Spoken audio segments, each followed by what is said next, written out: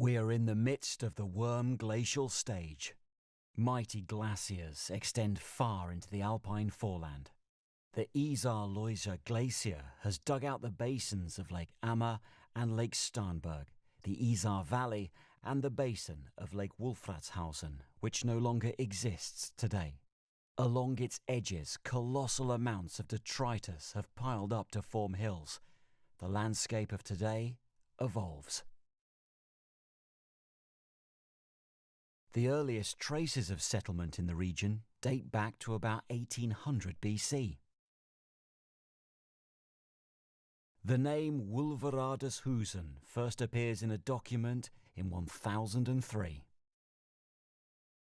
Around 1100, Count Otto II of Diesen commissions the construction of a small castle. He proceeds to call himself Count of Wolfratshausen. After Otto V dies childless in 1157, the county goes to the relations of Diesen-Andechs. In the Middle Ages, the Andechs line is one of the most powerful noble families in the Holy Roman Empire. In 1243, the Wittelsbach dynasty manages to take over the strategically advantageous Wolfratshausen castle from the Andechs family. They transform the county into an administrative unit, the Landgericht, or regional court. Wolfratshausen evolves into a market settlement and expands southwards. The new market, today's Übermarkt or upper market, develops in addition to the old market, today's Untermarkt or lower market. Around 1400, Wolfratshausen consists of about 50 houses. Due to the poor condition of the roads, building materials such as timber, sandstone, marble, gypsum and limestone, but also foodstuffs are transported to the growing residential city of Munich via rafts on the rivers Loisar and Isar. Wolfratshausen depends on rafting. In the 19th century, 5,800 rafts pass through the town annually.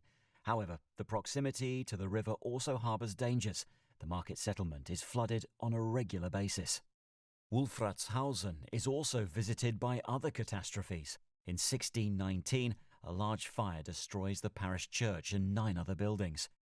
During the 30 Years' War, Swedish troops wreak havoc on the market settlement and kill many of its inhabitants. The plague rages and claims up to 200 lives. The corpses are buried outside the settlement near St. Nantwine.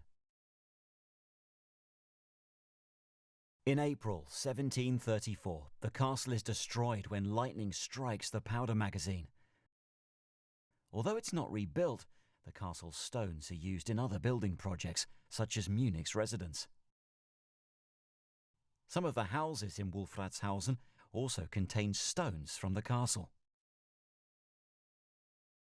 In the second half of the 19th century, industrialization arrives in the market settlement. The Kasten mill is transformed into a hydropower plant, the subsequent Loisar Werke.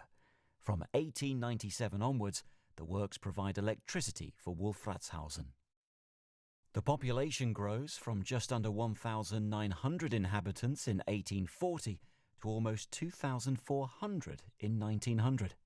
In 1891, the Isar Talbahn, or Isar Valley Railway, provides access to the Varian Oberland.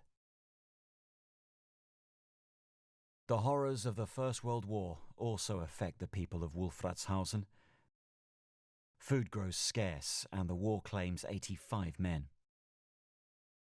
In 1933, the National Socialists take over the town hall.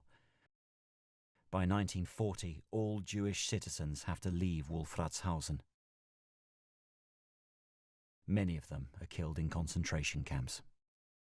In 1938, the construction of 2 munitions factories commences in the southeast in the Wolfratshausen forest.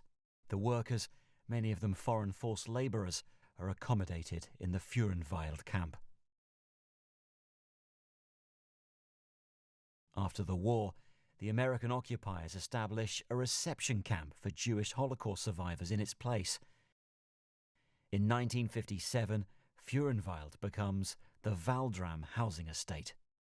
Due to the great influx of refugees and exiles, the number of inhabitants grows to about 8,800 in 1960. The year 1961 is historic. Wolfratshausen officially becomes a town.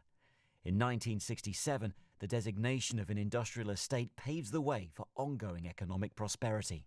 In 1972, in the course of local government restructuring, the new administrative district, Bad Tölz-Wolfratshausen, is established.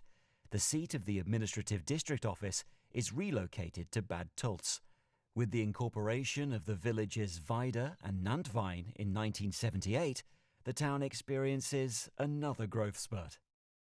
On the 31st of December 2021, Wolfratshausen has 18,984 inhabitants, 878 registered dogs, an area of over 9 square kilometres, 2,091 business owners, and over 130 associations.